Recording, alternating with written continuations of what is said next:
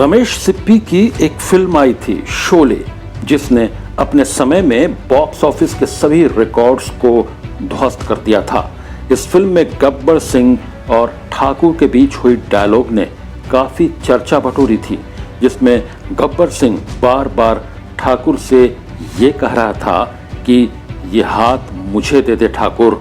इस सीन में गब्बर सिंह विलेन के रोल में था और ठाकुर मुख्य रोल में थे। ये हाथ हमको दे दे ठाकुर। ये हाथ हमको दे ठाकुर।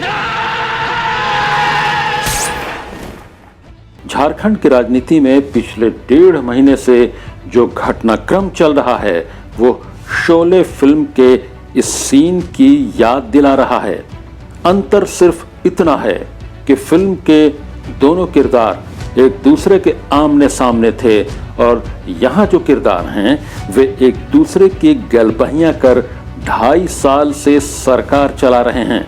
शोले में गब्बर ने सबको दिखाकर ठाकुर का हाथ काटा था और झारखंड की राजनीति में झारखंड मुक्ति मोर्चा यानी जेएमएम ने कांग्रेस के हाथ काटे पर उसे पता भी नहीं चलने दिया। अब तो आलम ये हो गया है कि दोनों हाथ कट जाने के बाद भी कांग्रेस चूं तक नहीं बोल पा रही है। कांग्रेस पार्टी झारखंड में हेमंत सोरेन की अगुवाई में चल रही सरकार का मुख्य घटक दल है। हेमंत सोरेन यदि पूर्ण बहुमत की सरकार का दम भर रहे हैं तो वो कांग्रेस की बदौलत ही है, लेकिन जिसके सहयोग से हेमंत सोरेन की सरकार चल रही है उसे ही जेएमएम की कूटनीति का शिकार होना पड़ रहा है। जब से सरकार बनी है कांग्रेस के विधायक गला फाड़ फाड़ कर कई बार रांची से लेकर दिल्ली तक कह चुके हैं कि अपनी ही सरकार में उनकी नहीं सुनी जा रही है।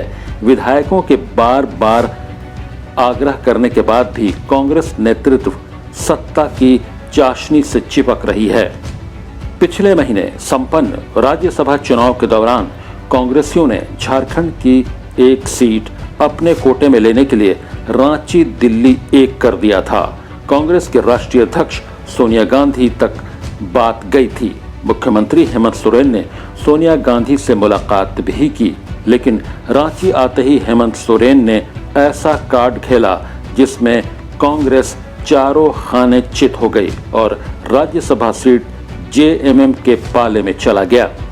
इसके बाद शुरू हुआ राष्ट्रपति चुनाव का दौर। इस चुनाव में बीजेपी ने ऐसा जाल बुना जिसमें जेएमएम का फंसना तय माना जा रहा था। यूपीए ने पूर्व केंद्रीय मंत्री यशवंत सिन्हा को राष्ट्रपति पद के लिए प्रत्याशी बनाया। जिस दिन यशवंत सिन्हा के नाम की घोषणा हो रही थी उस बैठक में जेएमएम का प्रतिनिधि भी उपस्थित था, लेकिन जेएमएम ने यहां भी कांग्रेस को बाय बाय किया और बीजेपी प्रत्याशी द्रौपदी मुर्मू को समर्थन देने की घोषणा कर दी। जेएमएम के इस निर्णय पर कांग्रेस कुछ बोल भी नहीं पा रही है।